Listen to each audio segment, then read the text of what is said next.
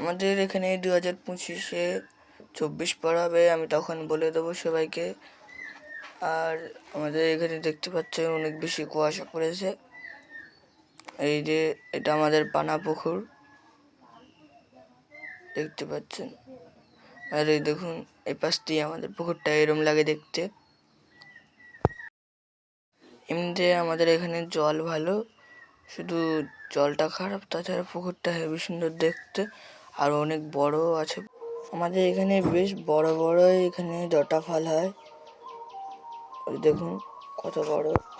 কালকে বালি টালি সব হয়ে গেছে, দেখুন রাস্তা ফাঁকা হয়ে আছে, ওই দেখুন রাস্তা ফাঁকা একদম সুন্দরভাবে। সব জিনিস এই যে আনা হয়ে গেছে এইখানে। এই যে ইট বালি আপনাদেরকে দেখানো হয়নি, একটা গিট্টির বস্তা ছিল, এই যে একটা গিট্টি। ভাগ্যিস কালকের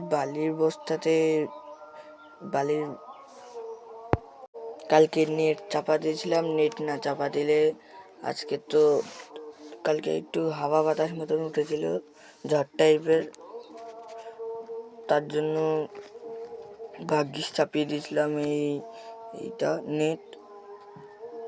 তো ইটেও জল দিয়েছিলাম, কিন্তু ইটের জল প্রায় শুকে গেছে, দেখুন একদম শুকা মতন। দেখুন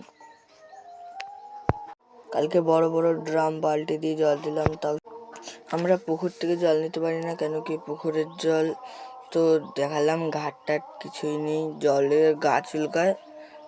তো guys, my mini blog, bye bye.